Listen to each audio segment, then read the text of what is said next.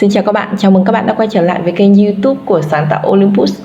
Nay mình sẽ chia sẻ với các bạn về cách để chúng ta có thể phối cảnh cái họa tiết này trên một chất liệu là dạng vải sợi như ở hình mà các bạn đang nhìn á. Thì đây là nội dung mà có một bạn đã gửi tin nhắn xin cho mình, và mình thấy nội dung này cũng rất là hay và cái sự ứng dụng của nó cũng rất là nhiều. Không những ở trên vải đâu mà những cái chất liệu với các cái độ nhám và cái bề mặt khác nhau thì chúng ta cũng có thể làm được. Và bây giờ chúng ta sẽ bắt đầu luôn nhé. Đầu tiên là các bạn hãy mở cái vải này, cái hình ảnh này, cái chất liệu này vào trong Photoshop giúp mình. Sau đó là các bạn cho mình cái phím tắt là Ctrl+Shift U.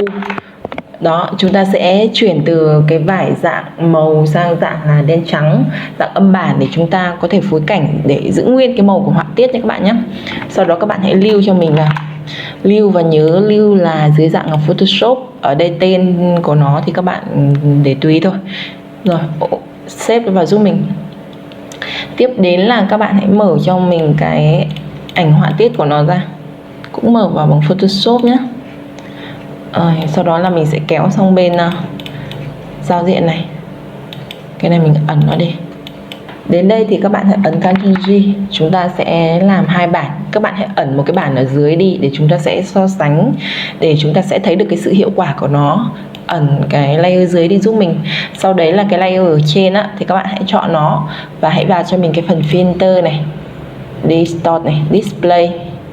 Ở đây các cái thông số về horizontal, vertical các bạn để nguyên giúp mình nhé. Ấn OK này.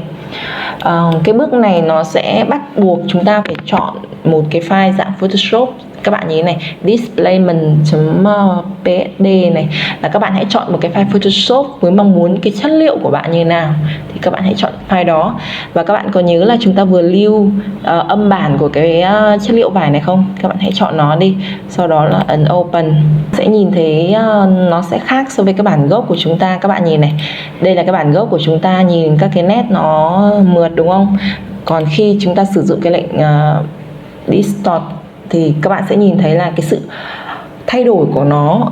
Vải của chúng ta, các bạn zoom to lên, các bạn sẽ nhìn thấy nó sẽ dưới dạng là dạng sợi, nên là nó sẽ có những cái đoạn gập ghềnh, nhăn nheo và lượn sóng một chút. Và cái thứ hai đó chính là cái hình xoắn ốc. Cái vải của chúng ta đang dạng cuộn tròn đúng không, là hình xoắn ốc. Vậy thì cái hiệu ứng mà chúng ta vừa làm ở đây này, nó đảm bảo được hai cái yếu tố trên. Nên là khi mà đến đây rồi thì các bạn hãy chọn cho mình cái chế độ hòa trộn là overlay, hoặc có thể là chọn cái chế độ là drop line. Đó, các bạn sẽ nhìn thấy là họa tiết của chúng ta nó sẽ ăn nhập với cả cái nền. Và ít nhất là khi đây, các bạn zoom to lên, các bạn sẽ nhìn thấy là cái chữ của chúng ta này, những cái hình con chó, con mèo, rồi cái cô bé này, nó có cái sự ăn nhập bởi các cái đường biên của nó, không còn là những cái nét mượt nữa mà nó sẽ gai giống như cái chất liệu vải của chúng ta đó các bạn. Rồi, bây giờ mình sẽ zoom nhỏ này. Đó, các bạn nhìn thấy nó rất là tự nhiên đúng không? Giống như là chúng ta đang in thật vậy. Rồi, bây giờ mình sẽ ẩn cái này đi nhá. Và bây giờ mình sẽ hiện lại cái file mà vừa nãy mình copy đi để cho các bạn được so sánh. Khi mà chúng ta hiện lên chúng ta cũng chọn thử. Giả sử chúng ta bỏ qua cái bước là display cái file mà chúng ta áp chất liệu vào đi, thì các bạn để là overlay. Các bạn có nhìn thấy không? Có nghĩa là tất cả các cái họa tiết của chúng ta gần như là nó chỉ là áp vào cái nền thôi, chứ cái sự nhăn nhúm của cái chất liệu vải khi chúng ta in căng cái sợi ra thì không có. Vậy đây là cái lý do tại sao mà chúng ta phải sử dụng đến cái hiệu ứng ở trong phần distort là phần display.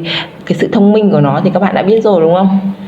Và giả sử mình sẽ làm ở trên một cái chất liệu khác, đó chính là chất liệu là da các bạn nhé. Và mình ở đây mình cũng không cần phải đổi màu của nó làm gì đâu. Mình sẽ kéo cái phần họa tiết của chúng ta vào.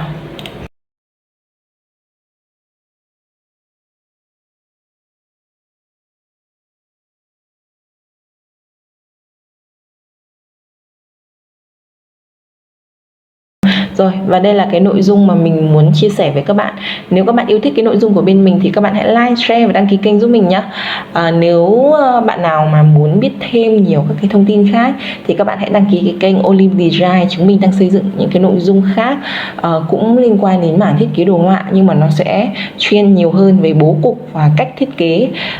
Cái kênh creative này của chúng mình ấy thì là nó sẽ là chia sẻ các cái thủ thuật, còn cái kênh Olim Design thì mình sẽ chủ yếu chia sẻ về các cái cách thiết kế và bố cục trong thiết kế, nên là rất là mong sẽ được các bạn ủng hộ.